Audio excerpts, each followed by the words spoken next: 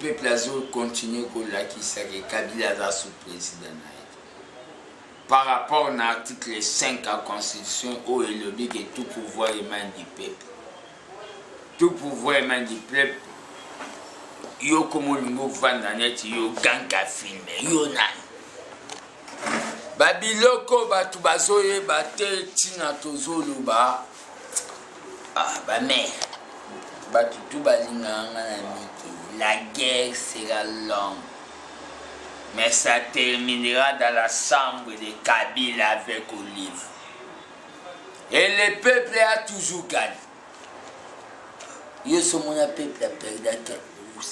Mais lobby est perdu qui vous gagnez qui était objectif c'est ça qui départ à Kabila. Tu changer stratégie, tu bâtir mouvement du corps, marche décentralisée. Tu as même mouké, tu as commandé place auto et place tout. Bako perdre, yo qui a tabato balwa ça échoué ba bimi ba mende wana ba ndoki. Atunda lobby. Mais et c'est mon abisonde lobby na melagi champagne. Bon, ana kini champagne ya la raté na melagi o ba benga Moïse Mbe. Ba panzani na o ba benga ka. Ba panzani na o ba benga ka na niveau na bango o ba benga ga rassemblement kasavu. Na yebisi bango ge tala bango na bango bakomi koswana mabe baswani kuna Roger Lumbala eza plaisir mais biso toza na ligne de conduite na ce Kabila doit partir.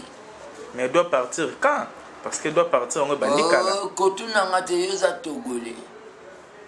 Kabila partira. Ndega Tshisekedi alobaki Mobutu doit partir, mais Mobutu agenda te. Biso twana IDPS na ba fait Tshisekedi na ba Kabund.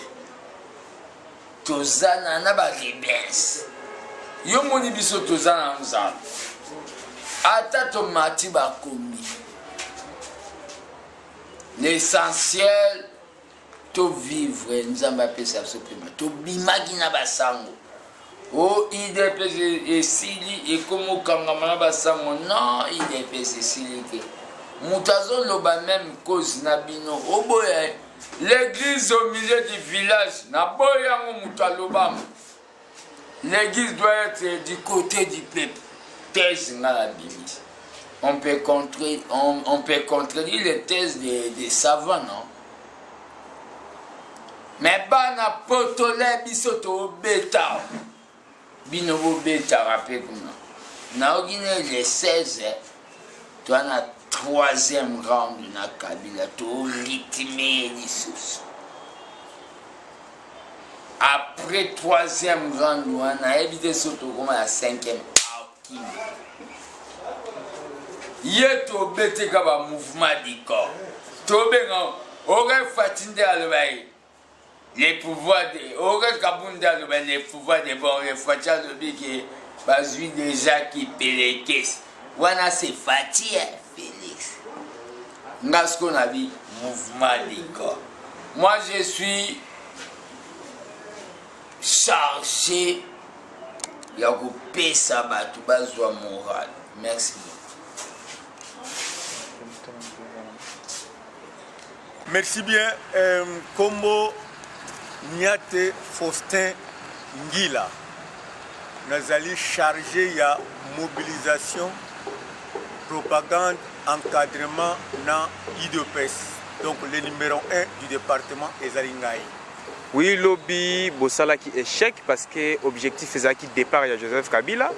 Tout le monde qui est Bossali échec, lecture ni ne ça la journée à lobby. Non, ils ont échec.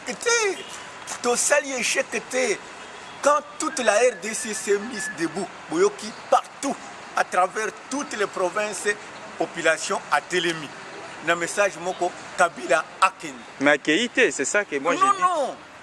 Combat na biso ezali combat ya libération. La libération combat na biso to bandi combat na Kabila te. Nous avons l'IDPS depuis 1982. Kabila yaki lobia wa na 97. Alors c'est dit que biso combat na biso ndenge tozoka méthodologie na biso, nous continuons avec nos actions na marque tozo kende wana. Biso kokenda Kabila eza imminent, Kabila doit partir.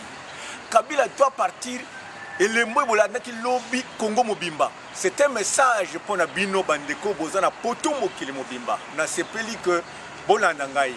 Mboka na biso boyeba bien bandeko que depuis 97 et comment occupé. Mboka eza occupé par AFDL. Kabila a kotika la kosala volonté ya ba Congolais te parce que ba Congolais bazana yete. Bayaki na contre na bango ya AFDL na fungula bino muke. Bora nazo rafraîchir bino mémoire. AFDL a komaki ao. Nous avions connu comme chef d'état-major l'actuel ministre de la Défense ya Rwanda. Donc 15 mois. Tango Laurent Kabila yekoloba akende guerre bandi.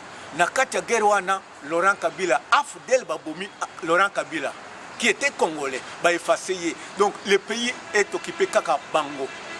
Élément mususu na kobakisa bino. Joseph Kabila Moutali Bosso nommé général na kati ya RDC Bosco Tanganda. Bino tout boyebi qu'est-ce que Bosco Tanganda a fait des Congolais. Bora tenir yango malamu. Bosco Tanganda na Est. Après Bosco Tanganda, bota la histoire et na Kundabatware Mutebusi. Après Bango M23.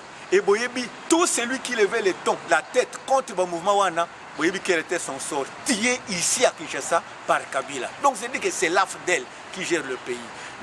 IDPS a déjà compris Jewana Bandakal. Depuis notre leader, pour leader Nabiso, à l'Obaka que Bapaya tout Basumi Biso Mobuta Kende Bazonga. Laurent Kabila Lobby, étranger Bazate. Pourtant, nous avons comme chef d'état-major James Kabare, l'actuel ministre de la Défense du Rwanda. Et voyez que la contre sécurité RDC, je ne vous apprends rien. C'est toujours le même monsieur qui fait la loi à la RDC. Au Bazobo Congolais Ming, parce que nos amis, nos frères congolais militaires, ils n'en reviennent pas. À chaque fois qu'on les déploie dans Munzela, avec des tenues à la police qui ne font que le massacre de la population congolaise. Mais ça, je disais pas Nabino Bandego Bozana Poto. Comportez-vous comme De Gaulle. Poto wane bovandi rango pambate. Poto wane bovandi, réunissez-vous, bon mirir makanisi, parce que nous devons nous libérer. La RDC est occupée. Bon, c'est le coup De Gaulle à Salaka quand la France était occupée. Bino en France, Bino Bozana États-Unis, Bino Bozana Canada, partout à travers l'Europe, en Afrique du Sud. Levez-vous. Nous mettrons en place je crois que Souki Botier le boko à la patte, comme on le dit, dengue bossana ba musicien congolais. Et j'ai été content que même soi-disant confession religieuse cracher sur le cardinal Mosengo, vous avez levé le ton. Les Congolais ici à l'unanimité, tous on a besoin il y a aide Nabino pour que Kabila Aken et la RDC sera libérée. Vous voyez que aide au de la famille et là à cause de la misère. Il y a 100 euros pour la famille boye oya kozua amemi et côté ici qui ndoki na ba famille. Pourtant na niveau bozawana soki boye na ni na ba investissement bo investir na kati appel, c'est toute la RDC qui va se retrouver. Donc message nanga spécial les amis que comportez-vous comme De Gaulle. Bino na Canada bon bongama, États-Unis, mettez-vous debout. Russie, ba Congolais bino boza kono na kati ya Russie. Levez-vous. Voilà la tête. Na Chine, na Afrique du Sud, na Sénégal, na Nigeria, levons-nous tous. Biso na RDC, nous nous préparons sérieusement pour le départ de Kabila. Voilà les Cambo dans ce que Kabila a accueilli. Tout va marcher comme de la roulette parce que c'est le grand obstacle. Et boye babo, je vous rafraîchis la mémoire. Depuis que Kabila est là, les Congolais ont plus de 10 millions. Plus de 10 millions de morts à la RDC par l'AFDL Kabila Ndebazobo. Et Bolanda qui Kabila Tanga Kendiki na New York, il demande le départ de la MONUSCO. Et il y a 4 jours, Museveni aussi demande le départ de la MONUSCO. C'est que MONUSCO a commis témoin gênant. C'est pourquoi Bazo Senga départ pour que AFDL a accompli une mission. Il y a liquider RDC. Mes chers frères, mes chers compagnons de lutte, compatriotes, venez en aide. je profite de l'occasion pour transmettre le numéro Nangai 084 11 85 285 084 11 85 285 084 11 85 285. Bande Kosuki, contact les alliés. Nous sommes prêts, les Quinois, les Congolais, bon, déjà. Et déjà, le premier Torbong Samakambuya anniversaire, il y a Papa Nabiso. Les Bogomon n'a pas eu les capus, c'était Rolobaté. Mais vous vivrez ça sur le terrain. À partir du moment où nous mettons tout en œuvre pour que Ayoka Atala à vivre réellement que tu serais de Koufate, tu serais le grand esprit à Tikaba, tu sais que 10 de Bangon de Batikali Namboko. Voilà ce que j'avais à transmettre dans Mandoko. Par rapport à bilan, Nini Okoko adressé aux autorités Kaka Demo na Mokolo Alobe. Non! Bamor, Bazaï Belé. Et Boyebi Bazan a un système comme ce sont des terroristes. Bazali, Sokaka, au Kwei. Ils ont là leur véhicule directement par rapidité. Et vous vous rendrez compte qu'il faut attendre. Il faut attendre une semaine, 2 semaines. Et puis, comment on peut le système? Parce que il y a la population, tout le débrouillard est belé. Tout le monde a constaté perte batou, même 1 mois après, même 2 mois après. Parce que les gens peuvent penser que non, à Longwawa, le coup de bateau tamboula, non, Hermusa Kendiki Makamena qui quitte Hermusa Kendiki Makamena Matadia Keboy, Zoka, à Kweki Nababal Nabango, à Bungi. Toyaka pour constater ma perte Bandegonabiso, des fois 1 mois après, 2 mois après, non, à comment Wate, et Botuna Niboye. Donc, Bibembe, c'est ébélé, je peux même dire des centaines. Parce que, et puis, blessé, quelques blessés. Mais cher, le pays étant occupé, les autres ont traités comme esclaves. Est-ce qu'un criminel, un terroriste, le Kol Kabila peut-il dire la vérité? Donc, le véritable terroriste. Et Bino Bandeko Bozana Poto. Vous voyez même toutes ces autorités ne vont pas vendre. Batika pour soutenir le terrorisme. Ils disent qu'ils combattent le terrorisme, mais en réalité, en RDC, ils sont là derrière un grand terroriste. Et d'ailleurs, c'est honteux de voir que la communauté internationale dresse un autre Hitler en plein XXIe siècle. On dresse un autre Hitler qui est là pour massacrer la population. Et ils s'en prennent des fois qui trompe le binabiso merde. Mais merde, mais c'est ici, c'est correct. La RDC, un gouvernement qui doit sécuriser se permet de massacrer la population. C'est-à-dire, voilà, c'est-à-dire que mort, baza est belé, il faut attendre encore, même 1 mois après ou 2 mois pour nous rendre compte que ma famille est belée. Prochaine étape, rendez-vous Ezali pour quand? Prochaine étape, na niveau Nabiso d'abord.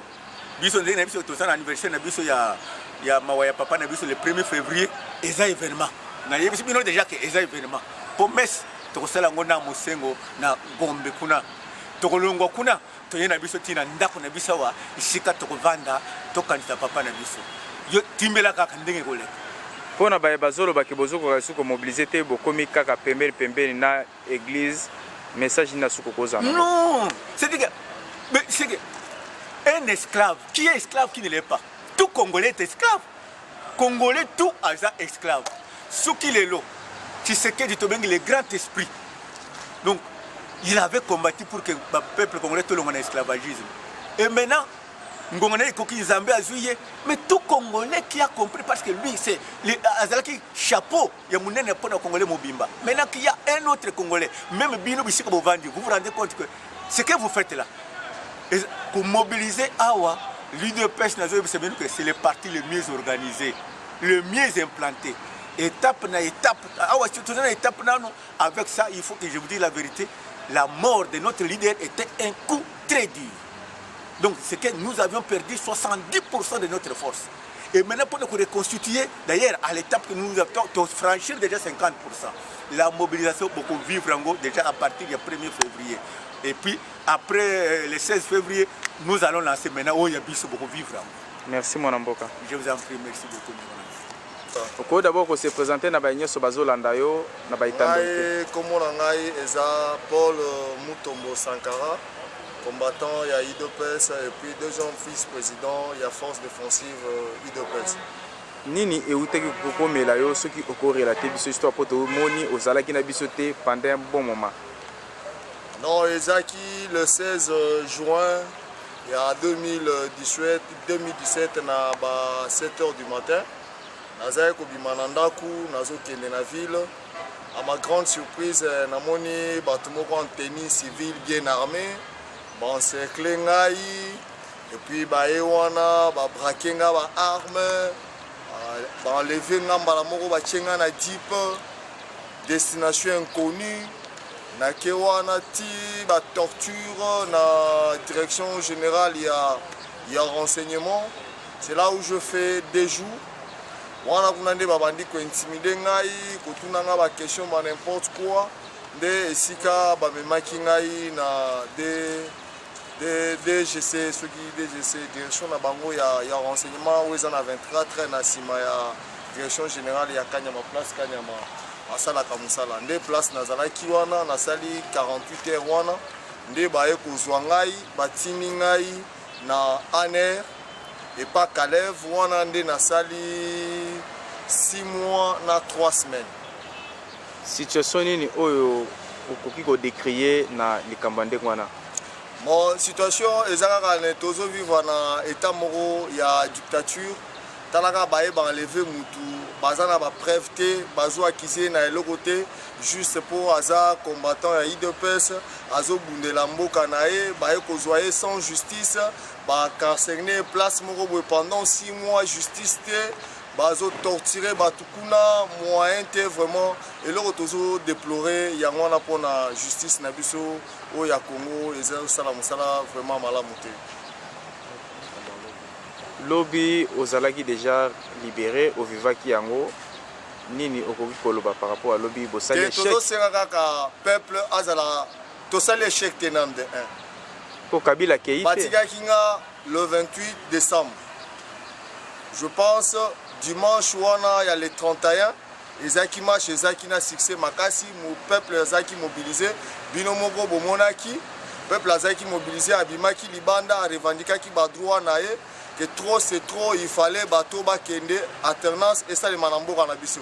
Pour namboka na biso tolingi changement. Pour la marambo etali le marche au euto le 21 marche wana pe ezaki récite makasi marqué batindaki batu na bango na ba arme bazo tirer batu na zoto bazo beta ba case lacrymogène ba policier bazo yiba ba téléphone bazo zo ba biloko ba batu yango wana tozo dénoncer marambo po esila tolingi changement et puis tozo benga peuple congolais azala mobiliser à tout o bazo benga e pona ko bima na zela azala prêt pona ko bima na zela pona ko tindika bato bakende po alternance et ça le manamboka na biso normalement baye bazolo bape bino bozo ko su ko mobiliser te bokomika soki église organiser makam nango bobatami pembeli nini ko loba par rapport à mais o bazolo voilà bazakande biloba bango baza ba chaku national biso to kolanda na bango te bango pe ba proclamaki marche lobi wana ti il fallait bango pe batambola po te ni make bango pe baza na mobilisation ba mobilisakati bango kuna bakena banani bazana ba mobilisateur kuna te ba mobilisateur biso nde totikali awa na parti biso tozana capacité à mobiliser les loso trop mobiliser to mobiliser fort biso awa na rassemblement IDPS Tshisekedi tozana capacité isnanu nan to cha rassemblement pas IDPS biso moko na toza na capacité à mobiliser so to pesi mot d'ordre to pesa ka mot d'ordre ya ba ville morte ba marche o to salema to mobiliser na biso bango kuna nde bazana pouvoir te bazo vivre déjà baza légitime na pouvoir na bango te batika nde pouvoir biso to récupérer makambu pour to ma peuple na biso na élection malamu yo zo kize baza ma mobilisateur te me ba grand mobilisateur ba kenda exemple tozana Chims tozana Lézard tozana Badi Banga Crispin te bato zotangela nga bakombo wana na lingo sala publicité na bango na ba télé te baza ba masa tozali na bango na parti bango moko baebi musala banani basala ka musala bino moko bomona so na bango depuis bakenda kuna suite à malamu ezate mobilisation à malamu ezate mais côté na biso ne totikali constant na liste na biso président na biso atikelaki biso toza ba grand mobilisateur tokosala makambo nyonso ke mboka oyo échanger et puis éco-changer. Merci mon Mboka. Naza pour ça qu'on remercie quand même peuple congolais nyonso bao nyonso ba soutenaki ngai ba jour arrestation na ngai bao nyonso basambela pour na ngai nazo bosana te Rosaline Mbombo na poto nazo pese merci Rex Kazadi na pese merci na pese ba combattant nyonso merci pour na contribution na bango moralement physiquement pour la libération na ngai merci. La liste continue. C'est combattant Pierre Zomba. Naza président du Parlement de Victoire, membre de la coordination du Parlement de la République démocratique du Congo. Donc voilà, Namukoussé, qui je suis dans l'IDPS. Lecture ni conseil la biso pour la journée à lobby. En fait, la journée à lobby est la deuxième journée dans le championnat RDC 2010, édition 2017-2018. Parce que la première journée est le 31 décembre, deuxième journée est le lobby. Donc, pour la biso, championnat continue et nous sommes déterminés à remporter la coupe. Parce que l'ingate que non coupe et que nous avons coupe fétique à la A. Surtout que le championnat est dans la République démocratique du Congo. Mais vous montrez que Bossali va marche et belé avant l'église et intervenir. Botikala jamais kozwa objectif au Bolande la Botikala jamais kozwa yango. Est-ce que moi ils étaient beaucoup Botika? Mais ils ont la bandimi église chaque année on va recevoir année X année à libération année X année de gloire mais tout le bandimi wana est-ce que au nzam au busenga nzam nzam appelle ça bino bazong so réponse ka noter l'espoir fait vivre toko zela nzamba sala et na mona te mondimi oyo asenga nzambe bénédiction en tout cas, comme année 2017, on peut signer le côté, comme ça en 2018. Vous remarquez que par rapport à la promesse aux Nzamba, on peut demander de Nzamba, 2018, côté de sous. Bien que 2016, 2015, 2017, va bénéficier, n'a pas voulu, il fallait pas son Nzamba. C'est la même chose dans Bissau. Nous sommes dans un processus. La libération, ils ont comme côté. Les Israéliens à moi en été. C'est un processus. Tout dépend de la détermination, de l'objectif, de la façon dont nous avons pour la lutte continue. Mais bozo kokalsu ko mobiliser te bozo département mobilisation boko mi kaka soki église salima kamnango boye ko diembela soki église okoko lobani par rapport à mais biso de diembela une église au contraire ba catholique ne ba ko diembela na programme na biso ya comment dirais-je ya ko changer Congo. Parce que les gens basali na nzambe. Normalement, il faut tout dans le domaine de la prière. Mais si on est l'église catholique, à rejoindre des rassemblements, à rejoindre des IDPS, c'est qu'on comprendre que nous sommes là pour nous. Il y a Boboto Bondeko, Bondeko et Sengo. Avec Kabila, il y a aussi battu. Kabila, on a un système à rendre. Et on va s'en faire noter. Surtout que dans le système à Maria Losako, il y a le sambo, il y a la prière, il y a l'église, et aussi battu. Parce qu'on a affaire à un gangster. Donc, il y a un Dindamiwana, à l'objet Oegoya et ya, à Zan Timokoulé Soroya. Et on va s'engo, et il va pareil à corps. Babité, tout que dans le batté, tout que dans le lingue à Kabila Lingak. Pour dictateur à Yoga, son à Balabal. Et on va s'engo, depuis le 31 décembre.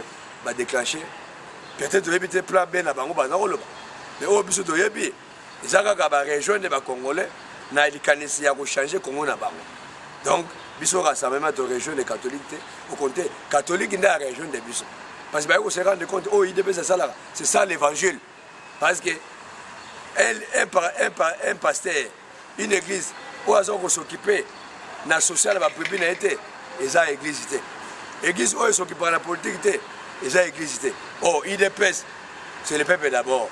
Tout ça, un souci, peuple congolais, s'il n'est pas social, Azalasi. Il y a un moment où il y a la vie sociale à Congolais et vie politique à Congo. Donc, on va rejoindre les Bissau, dans le programme de Bissau, il y a sauver Congo. na marche ya le 21 oyo tioleka na lobi bilani nokopesa biso auprès ya bacombattant na yo particulièrement combien bakangaki, est-ce que bakangi to bakangi te?